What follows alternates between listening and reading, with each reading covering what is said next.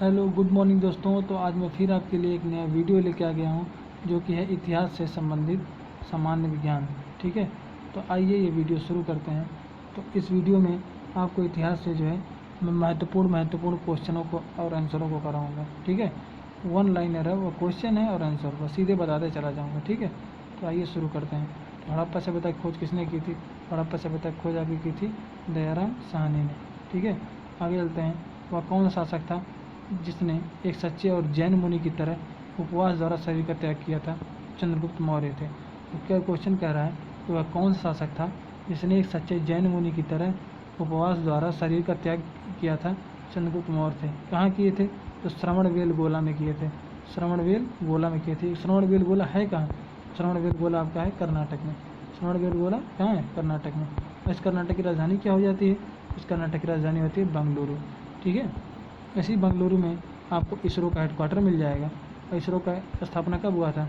तो 15 अगस्त 1969 को 15 अगस्त 1969 को हुआ था, जिसके इस समय हेड कौन है? तो एस सोमनाथ हैं। एस सोमनाथ हैं। ठीक है, और ये एस सोमनाथ किसकी जगह पे आए हैं? एस सोमनाथ जो आपके आए हैं के सिवान की जगह पे आए हैं। एस सोमनाथ किसकी जगह पे आए हैं? तो एस सोमनाथ आए हैं के सिवान की जगह पे। ठीक है, बढ़ते हैं नेक्स्ट क्वेश्चन पे। तो कह रहा है कि तराइन का प्रथम युद्ध कब लड़ा गया था? तो तराइन का प्रथम युद्ध लड़ा गया था आपका 1191 में। और किसके मध्य लड़ा गया था? तो मोहम्मद गोरी और पृथ्वीराज चौहान के मध्य लड़ा गया था। तराइन का प्रथम युद्ध 1191 में किसके मध्य लड़ा गया था? तो मोहम्मद गोरी और पृथ्वीराज चौहान के मध्य लड़ा गया था। ठीक है, बढ़ते हैं नेक्स्ट क्वेश्चन पे। नेक्स्ट क्वेश्चन है कि बंगाल को मुगल साम्राज्य से पृथक कर स्वतंत्र किसने किया था? मुर्शीद कुली खान ने किया था। बंगाल को मुगल साम्राज्य से पृथक कर किसने स्वतंत्र किया था? तो बंगाल को मुगल साम्राज्य से पृथक कर स्वतंत्र किया था आपका मुर्शीद कुली खान ने। मुर्शीद कुली खान ने। ठीक है, अगला चलते हैं। विधवा पुनर्विवाह कानून कब बना? तो 1856 में बना था। विधवा पुनर्विवाह कानून कब बना था? तो 1856 में बना था। विधवा पुनर्विवाह कानून कब बना? 1856 में बना। ठीक है, अंग्रेजों ने फूट डालो राज करो की नीति कब अपनाई? तो अंग्रेजों ने फूट डालो राज करो की नीति आपकी अपनाई थी 1857 ईस्वी के बाद में। 1857 ईस्वी बाद जब 1858 ईस्वी में। ठीक है, 1858 ईस्वी में यह क्या कहते? फूट डालो और राज करो की नीति अपनाई थी। ठीक है, बढ़ते हैं नेक्स्ट क्वेश्चन पे।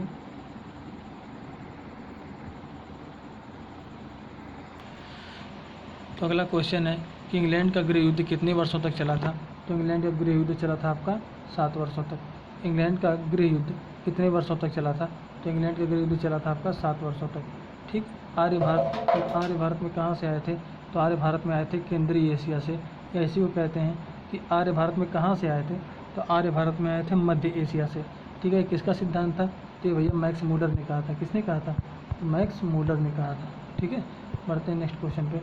कहते हैं क्वेश्चन है कि किस अवधि में रामायण और महाभारत की रचना हुई थी? तो आर्य अवधि में। किस अवधि में महाभारत और रामायण की रचना हुई थी? तो यह आर्य अवधि में। ठीक है, क्वेश्चन अगर पूछ ले किस अवधि में महाभारत और रामायण की रचना हुई थी? तो आर्य अवधि में। ठीक है, गुप्त साम्राज्य की स्थापना किसने की थी? तो चंद्रगुप्त। ठीक है, अगर पूछा जाए गुप्त साम्राज्य का वास्तविक संस्थापक तो ये चंद्रगुप्त हो जाते हैं। अब लेकिन गुप्त साम्राज्य की स्थापना किस थी आपकी? श्रीगुप्त ने। किसने की थी? श्रीगुप्त ने की थी। गुप्त साम्राज्य की वास्तविक संस्थापक कौन है? श्रीगुप्त हैं।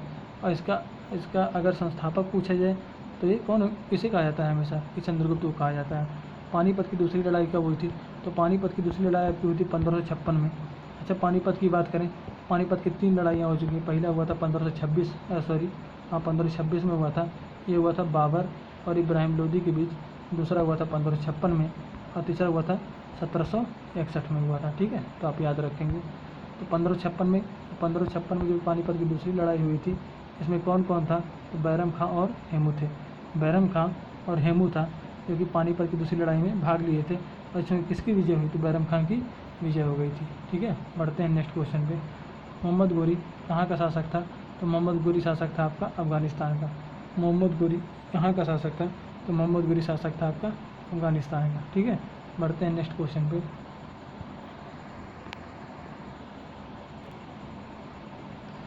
मस्तानी किस शासक की प्रेयसी थी? मस्तानी थी बाजीराव पेशवा की। मस्तानी किस शासक की प्रेयसी थी? तो आपकी थी बाजीराव पेशवा की। ठीक है, बिहार प्रदेश को किस मुस्लिम शासक ने बसाया था? बिहार प्रदेश को किस मुस्लिम शासक ने जीता था? तो आपके जीते थे खिलजी ने। बिहार शासक को किस मुस्लिम शासक ने जीता था? तो आपके जीते थे खिलजी ने। ठीक है, बढ़ते हैं नेक्स्ट क्वेश्चन पे। मुगल में सर्वप्रथम किस शहरों में अंग्रेजों ने अपने कारखाने स्थापित किए? तो सूरत में स्थापित किए थे। मुगल में सर्वप्रथम किस शहरों में अंग्रेजों ने अपने कारखाने स्थापित किए थे? तो सूरत में स्थापित किए थे। पहली सहायक संधि कौन सी थी? पहली सहायक संधि थी निजाम। पहली सहायक संधि आपकी कौन सी थी? तो निजाम थी। ठीक है, कर्नाटक संगीत का पितामह किसे कहा जाता है? तो कर्नाटक संगीत का पितामह कहा जाता है आपको पुरंदरदास को। कर्नाटक संगीत का पितामह कहा जाता है पुरंदरदास को। किसके शासनकाल में प्रथम चीनी यात्री भारत में आया था? उसका तो चंद्रगुप्त मौर्य का। ठीक है, और उसका नाम क्या था? चंद्रगुप्त द्वितीय। ठीक है, चंद्रगुप्त द्वितीय के समय में जो है प्रथम चीनी यात्री आया था, इसका नाम था फाहियान। ठीक है, अगला क्वेश्चन देखते हैं। तो अगला क्वेश्चन आपका है निम्नलिखित मुगल शासकों में से प्रिंस ऑफ बिल्डर्स के नाम से किसे बुलाया जाता है? प्रिंस ऑफ बिल्डर्स के नाम से बुलाया जाता है शाहजहाँ को। ठीक है, प्रिंस ऑफ बिल्डर्स के नाम से किसे बुलाया जाता है? शाहजहाँ को। सिख समुदाय के अंतिम गुरु कौन थे? गुरु गोविंद सिंह थे। सिख समुदाय के अंतिम गुरु कौन थे? गुरु गोविंद सिंह थे।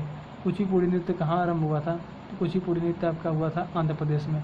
ठीक है, चित्रकला की गांधार शैली का सूत्रपात किसके द्वारा किया गया? तो चित्रकला की गांधार शैली का सूत्रपात महायान संप्रदाय के द्वारा किया गया था। ठीक है, बढ़ते हैं नेक्स्ट क्वेश्चन पे। ताजमहल का डिज़ाइन किसने तैयार किया गया? ताजमहल की डिज़ाइन जो है तैयार करने वाला वास्तुकार था उस्ताद ईसा। ठीक है, ताजमहल की डिज़ाइन कौन तैयार किया था? तो उस्ताद ईसा तैयार किए थे। बौद्धों के विश्वास के अनुसार गौतम बुद्ध का अगला अवतार किसे माना जाता है? तो कल्कि को माना जाता है। ठीक, किसे माना जाता है? कल्कि को माना जाता है। ठीक है, पढ़ते हैं नेक्स्ट क्वेश्चन पे। नेक्स्ट क्वेश्चन आपका है कि सम्राट अकबर ने निम्नलिखित में से किस महल का निर्माण फतेहपुर सिकरी में करवाया था? तो पंचमहल का निर्माण करवाया था। ये बढ़ते हैं नेक्स्ट क्वेश्चन पे। कुतुब मीनार के पास स्थित लौह स्तंभ किस राजा ने बनवाया था? चंद्रगुप्त द्वितीय ने बनवाया था। स्वामी दयानंद सरस्वती ने किस समाज की स्थापना की? तो आर्य समाज की स्थापना की थी। कब की थी? तो भैया 1875 में की थी। और कहाँ की थी? तो मुंबई में की थी। ठीक है, स्वामी दयानंद सरस्वती ने आर्य समाज की स्थापना कब की थी? तो 1875 में मुंबई में की थी। ठीक है, बढ़ते हैं नेक्स्ट क्वेश्चन पे। प्रार्थना समाज के संस्थापक कौन हो जाते हैं? प्रार्थना समाज के संस्थापक हो जाते हैं आत्माराम पांडुरंग। ब्रह्म समाज के संस्थापक पूछा जाए, ब्रह्म समाज के संस्थापक आपको हो जाते हैं राजाराम मोहन राय। ठीक है, राजाराम मोहन राय। वैसे राजाराम मोहन राय को क्या कहा जाता है? भारतीय पुनर्जागरण का पिता कहा जाता है, या भारतीय पुनर्जागरण का अग्रदूत भी राजाराम मोहन राय को कहा जाता है। ठीक है, कह रहा है निम्नलिखित में से किसने इबादत खाने की स्थापना करवाई थी? तो इबादत खाना जो है ये बनवाए थे अकबर। ठीक है, इबादत खाने कौन बनवाए थे? तो अकबर बनवाए थे। भारत की प्रथम महिला शासिका कौन बनी? भारत की प्रथम महिला शासिका रजिया बेगम, यानी कहते हैं रजिया सुल्तान। ठीक है, और इनकी शादी किससे हुई थी? तो इनकी शादी हो गई थी आपकी जो है अल्तुनिया से हुई थी। ठीक है, अल्तुनिया से हुई थी। ठीक है, आगे चलते हैं रानी लक्ष्मीबाई। ये रानी लक्ष्मीबाई जो है झांसी का नेतृत्व संभाल रही थी। झांसी से 1857 की क्रांति में नेतृत्व संभाल रही थी। ठीक है, जिसका अंग्रेज़ों की तरफ से विद्रोह को दमन करने के लिए, मतलब विद्रोह को दबाने के लिए कौन भेजे गए थे? तो हीरोज भेजे गए थे। ठीक है, लखनऊ कानपुर के लिए कौन भेजा गया था? तो इसके लिए भेजे गए थे आपके जो है कैंपबेल। ठीक है, तो लखनऊ से नेतृत्व संभाल रही थी बेगम हजरत महल, और कानपुर से नेतृत्व संभाल रहे थे नाना साहब। ठीक है, मतलब कानपुर के बिठूर से।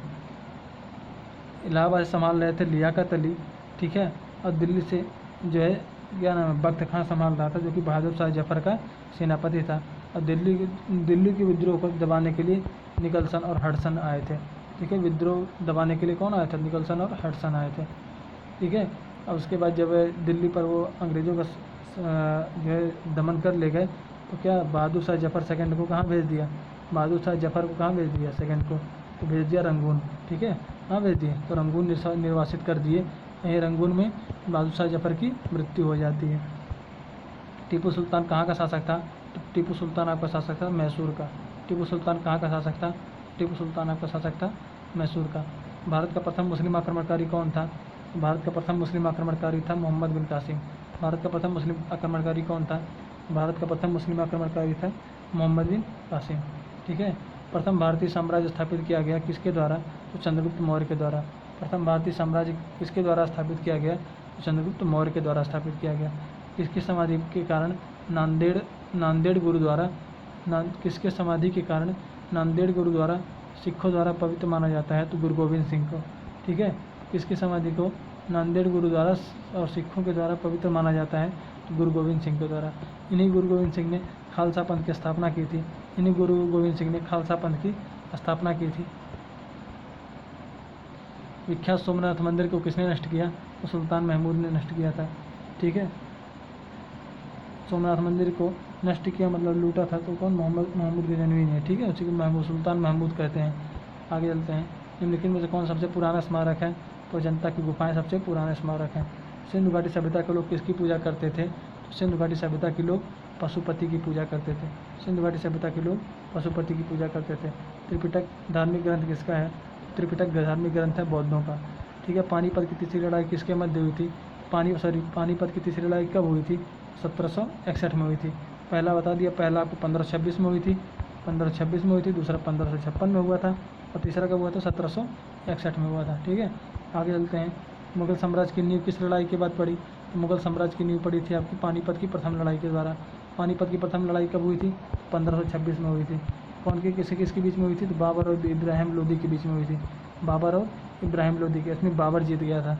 बाबर ने उसमें क्या तुगलमा नीति अपनाई थी। बाबर ने पानीपत की प्रथम लड़ाई में ही तुगलमा नीति अपनाई थी। ठीक है, बढ़ते हैं आगे नेक्स्ट क्वेश्चन पे। नेक्स्ट क्वेश्चन आपका है कि मुगल वंश की स्थापना भारत में कब हुई? तो 1526 में हुई थी पानीपत की लड़ाई में। मुगल वंश की स्थापना कब हुई? तो 1526 में भारत की लड़ाई में स्थापना हुई।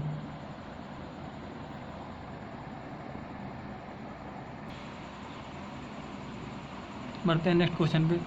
प्लासी का युद्ध कब लड़ा गया? तो प्लासी का युद्ध लड़ा गया था 23 जून 1757 को। प्लासी का युद्ध कब लड़ा गया?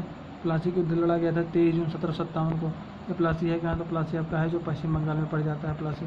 ठीक है, बढ़ते हैं नेक्स्ट क्वेश्चन पे। नेक्स्ट क्वेश्चन है बक्सर का युद्ध। नेक्स्ट क्वेश्चन है बक्सर का युद्ध कब आरंभ हुआ? बक्सर का युद्ध 1763 में आरंभ हुआ था, 1764 में ख़त्म हो गया था। ठीक है, इसका नेतृत्व संभाल रहे थे हेक्टर मुनरो। ठीक है, मुनरो संभाल रहे थे इसका नेतृत्व। अगला क्वेश्चन देखते हैं कि दिल्ली का लाल किला किसने बनवाया था? दिल्ली का लाल किला शाहजहाँ ने बनवाया था। ठीक है, शिवाजी के प्रशासन में पेशवा किसे कहा जाता था? तो शिवाजी के प्रशासन में पेशवा कहा जाता था मुख्यमंत्री को। ठीक है, अगला देखते हैं कि भारत की प्रथम पूर्णतः रंगीन फिल्म कौन सी थी? तो झांसी की रानी थी। भारत की प्रथम पूर्णतः रंगीन फिल्म कौन सी थी? तो झांसी की रानी थी। भारत की प्रथम फिल्म कौन सी थी? तो आपका हो जाएगा राजा हरिश्चंद्र, जो कि एक मूक फिल्म थी। ठीक है, दादा साहब फाल्के के द्वारा मूक फिल्म थी। कौन सा था? राजा हरिश्चंद्र थी। ठीक है, दादा साहब फाल्के इसके निर्देशक थे। ठीक है, अब पहली बोलती फिल्म कौन सी थी? तो आलम आरा थी। पहली बोलती फिल्म कौन सी थी? तो आलम आरा थी। ठीक है, बढ़ते हैं नेक्स्ट क्वेश्चन पे। वियना सम्मेलन कब हुआ था? तो वियना सम्मेलन 1815 में हुआ था। वियना सम्मेलन कब हुआ? तो वियना सम्मेलन आपका हुआ था 1815 में। किस देश को यूरोप का मरीज कहा जाता है? तो तुर्की को यूरोप का मरीज कहा जाता है। किस देश को यूरोप का मरीज कहा जाता है? तुर्की को यूरोप का मरीज कहा जाता है। जर्मनी का एकीकरण कब पूरा हुआ? जर्मनी का एकीकरण 1871 में पूरा हुआ। ठीक है, जर्मनी का एकीकरण कब पूरा हुआ? जर्मनी का एकीकरण 1871 में पूरा हुआ था। ठीक है, बढ़ते हैं नेक्स्ट क्वेश्चन पे। नेक्स्ट क्वेश्चन है कि एक्ट ऑफ यूनियन किस वर्ष पारित हुआ? तो एक्ट ऑफ यूनियन 1707 में पारित हुआ। एक्ट ऑफ यूनियन कब पारित हुआ? तो एक्ट ऑफ यूनियन 1707 में पारित हुआ था। ठीक है, आगे चलते हैं। बोल्शेविक क्रांति किस वर्ष हुई? बोल्शेविक क्रांति 1917 में हुई थी। बोल्शेविक क्रांति 1917 में हुई थी। नई आर्थिक नीति के जन्मदाता कौन है? नई आर्थिक नीति के जन्मदाता आपके लेनिन हो जाते हैं। नई आर्थिक नीति के जन्मदाता लेनिन हो जाते हैं।